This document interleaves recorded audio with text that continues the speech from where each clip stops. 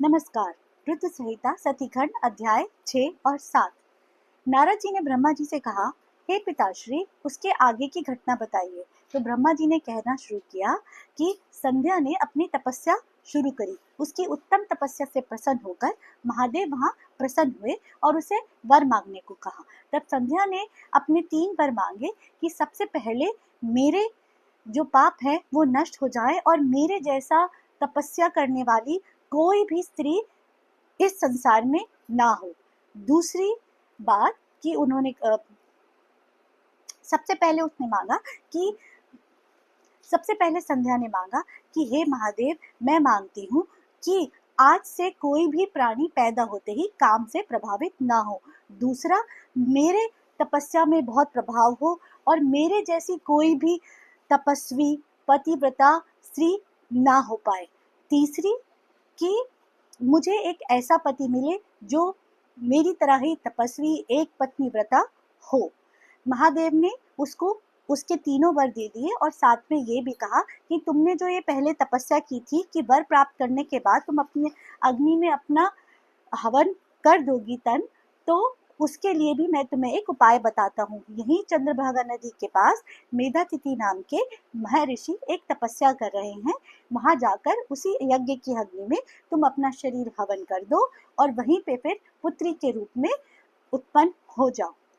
ऐसा कहकर महादेव वहां से अंतर्ध्यान हो गए और संध्या चल पड़ी मेधातिथि ऋषि के यज्ञ की ओर। वहां उसे कोई नहीं देख पाया और उसने 12 साल से चल रहे उस यज्ञ में अपना शरीर हवन कर दिया और थोड़ी ही देर बाद वह एक सुंदर कन्या के रूप में वहां से उत्पन्न हुई, जिसे मेधातिथि ने अपनी पुत्री के रूप में अपना लिया और उसका नाम अरुंधति रखा।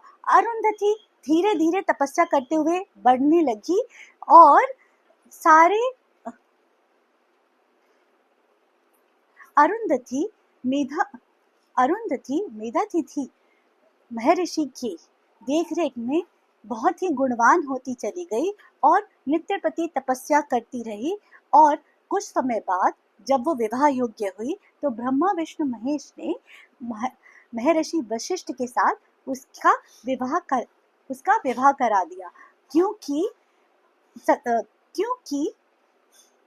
संध्या ने महादेव से ये भी वर मांगा था।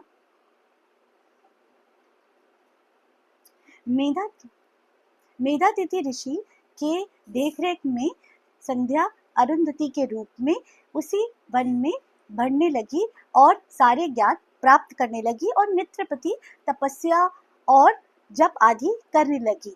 जब वह विवाह योग्य हुई तो ब्रह्मा विष्णु महेश ने उनकी शादी महर्षि वशिष्ठ जी के साथ करा दी, क्योंकि महादेव ने वर देते वक्त उनको कहा था कि तुम जिस भी तुम्हें जैसा पति चाहिए उसी व्यक्ति को वरण करके तुम यज्ञ में हवन होना। और उस समय संध्या ने वशिष्ठ ऋषि, जो कि उसे तपस्या का रास्ता बता के गए थे, उन्हीं को मन में रख के हवन किया था अपना शरीर। इसीलिए अगले जन्म में वशिष्ठ जी ही उनको पति के रूप में मिले।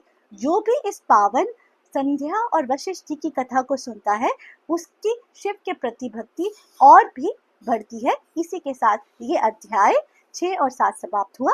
जय गुरु जी।